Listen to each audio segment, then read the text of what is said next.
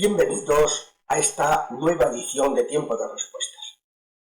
Una de las insistencias más llamativas de Benedicto XVI fue la de recordar que los grandes logros científico-técnicos de la civilización occidental se deben a los monjes, a ese convencimiento de que el mundo ha sido creado por Dios, que Dios es el ser máximamente inteligente e inteligible y que nos invita a nosotros a someter la tierra y por tanto a entender ese mundo que es inteligible y a trabajar hasta que vayamos avanzando. Y eso pues ha dado lugar a que tantísimos logros que no se han producido en otras culturas no cristianas. Por ejemplo, los incas, se ha visto que tenían unos desarrollos ingenieriles y geométricos importantes, pero en otras materias vivían en la edad de la piedra.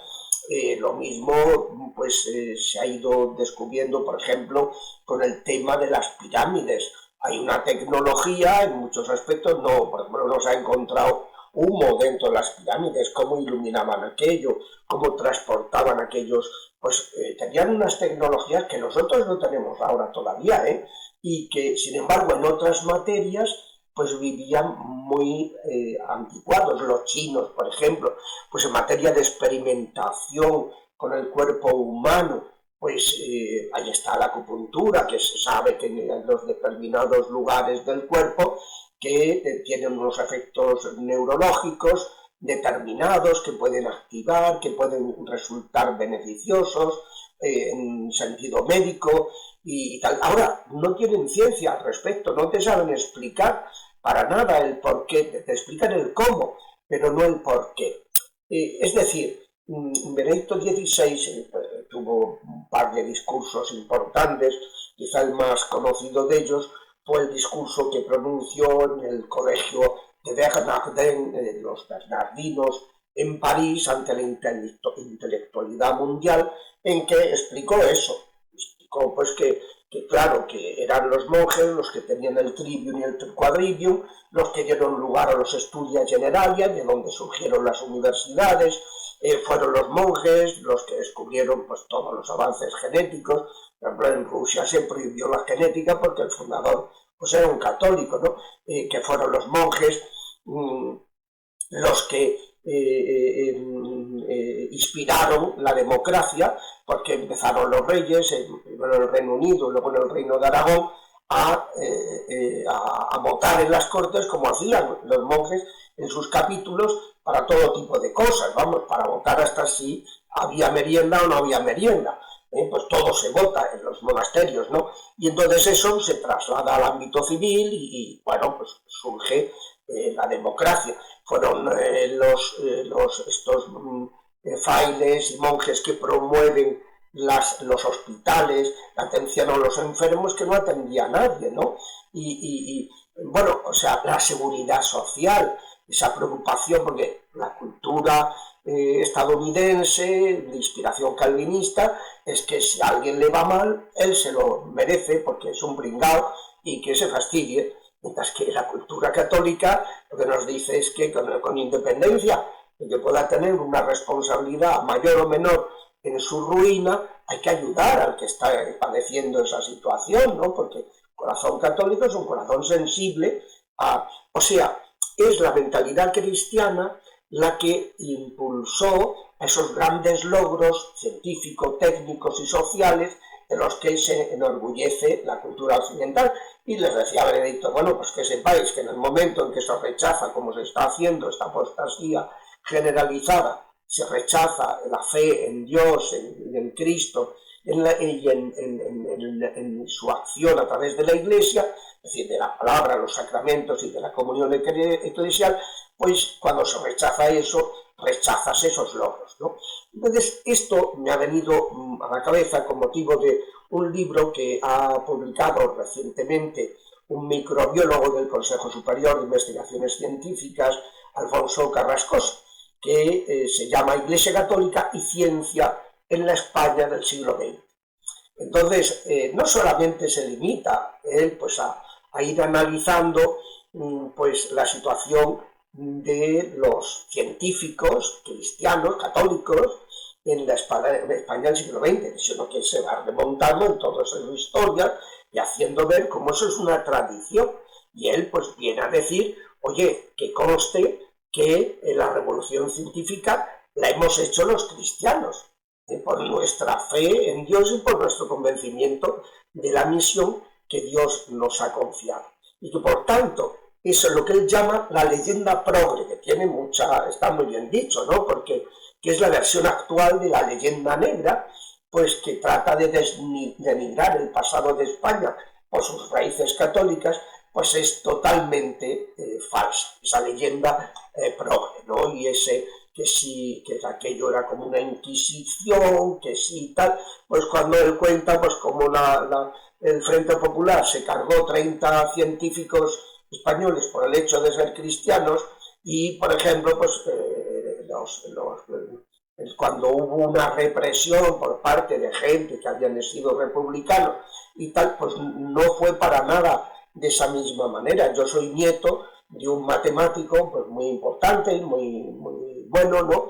Que era republicano y que, bueno, pues perdió su condición, su trabajo en el momento que tenía en ese momento, pero bueno, pues seguir trabajando en otras cosas como matemático o sea, quiero decir que estamos ante que hay una politización y una negación de la realidad pues muy importante, ¿no? Entonces, pues claro, él explica, va un poquito al fondo de dónde vienen esas leyendas negras, de todos los dogmas del positivismo, del cientifismo, del ateísmo. Querer explicar todo con el postulado, el presupuesto de que Dios no existe, ¿no? Entonces, pues claro, dice, hombre, mire usted, ¿no? Los que han sentado las bases de la revolución científica, con un presbítero polaco como Copérnico, fue un Galileo Galilei, que era amigo del Papa y padre de una monja, gente cristiana como Kepler y Newton, que asumieron los postulados de Copérnico y Galileo, que no eran católicos, eran protestantes, y bueno, pues como él va dando todo tipo de datos de los nombres que realizaron en España esa revolución científica, ¿no? El clérigo Álvaro Alonso Barba, el jesuita José de Acosta, el cura católico Antonio José Cabanillas, cosmógrafos como Juan Sebastián Elcano, que demostró pues, la esfericidad de la Tierra, Rodrigo Zamorano, Juan Bautista de Toledo, Juan de Herrera, en el ámbito de las matemáticas, ¿no?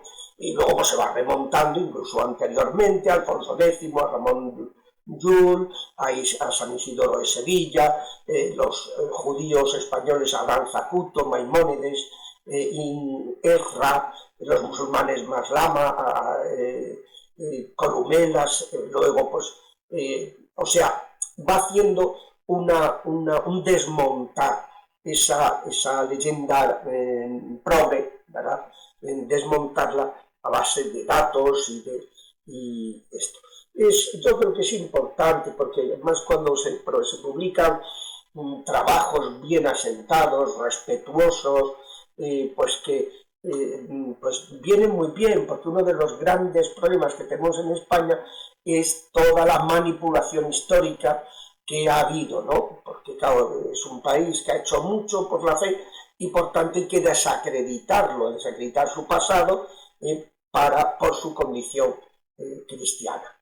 Entonces, bueno, en el ámbito de la biología, pues él va hablando también de todo esto, le preguntan por la evolución, ¿no? Diciendo que, bueno, que la presentación antiteísta de la evolución, eso es una manipulación, porque las hipótesis evolucionistas pueden ser, primero que hay que comprobarlas, pero que pueden ser compatibles perfectamente con una visión normal, creacionista del universo, ¿no? Bueno, él explica que hay pues, muchas instancias oficiales donde sigue habiendo esos prejuicios, ¿no? esa leyenda negra y bueno, pues, pero vamos, a lo que me quería referir era precisamente a esta cuestión. Cómo a veces hay una especie de complejo que han inducido en respecto de nuestro pasado y respecto de nuestros científicos españoles, cuando tenemos que estar pues, muy orgullosos de eso, lo que tenemos que hacer es conocerlos y además tener muy claro, como dice este profesor, pues que de lo que se trata es, como dice Alfonso Carrascosa, que es que en realidad la verdadera revolución científica la hemos hecho los cristianos, ¿no? Y que no tenemos que estar para nada avergonzados, sino todo lo contrario. Hasta la semana que viene, si Dios quiere.